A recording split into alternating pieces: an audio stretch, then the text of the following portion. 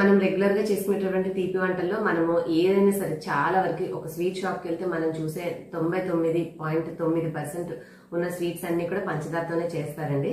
So పంచదారని మనం ఎక్కువగా use చేస్తూ ఉంటాము. బట్ పంచదారకి బదులుగా మనము చాలా వరకు పంచదారను ఉపయోగించి చేసేటటువంటి రెసిపీస్ ని మనం బెల్లం ఉపయోగించి కూడా చేసుకోవచ్చండి. సో కానీ బెల్లం అనేది గడ్డలుగా వస్తుంది అండ్ కొంచెం ఉప్పదనం కలిగినటువంటి టేస్ట్ ఉంటుందని చెప్పేసి చాలా వరకు అందరూ పంచదారనే యూజ్ చేయడానికి ఇష్టపడుతుంటారు.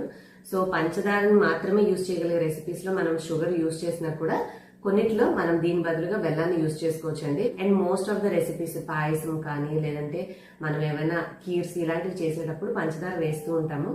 దాని బదులుగా మీరు బెల్లాన్ని కూడా యూజ్ చేసుకోవచ్చు అండి. బెల్లంకి ఏంటంటే ఇప్పుడు షాప్స్ లో మనకి క్యూబ్స్ లాగా ఇట్లా దొరుకుతూ ఉంటుంది కదా, గడ్డలు గడ్డలుగా. సో అలా కాకపోయినా సరే మీరు జాగరీ పౌడర్ అని చెప్పి ఇప్పుడు సూపర్ మార్కెట్ లో మనకి ఆన్లైన్ లో చాలా ఈజీగా దొరుకుతుంది. సో మీరు అది తెచ్చుకునైనా సరే హ్యాపీగా యూజ్ చేసుకోవచ్చు. అంటే దాన్ని తెచ్చి దంచి చిన్న చిన్న పీసెస్ గా చేయాల్సిన అవసరం లేకుండా పౌడర్ ఉంటుంది.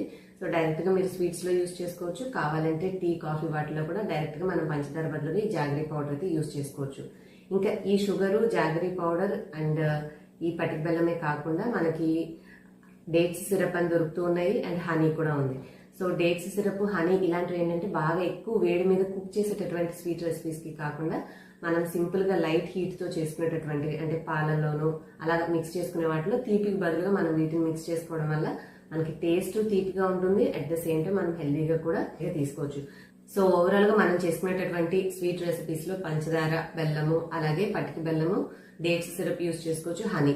ఇంకా ఈ మిగిలిన ఇంగ్రీడియంట్స్ అనేవి మన అవైలబిలిటీని బట్టి మనం చేసుకునేటటువంటి రెసిపీని బట్టి మార్చుకొని చేసుకుంటూ ఉంటే టేస్ట్ తో పాటు హెల్త్ కూడా బాగుంటుంది మనకి.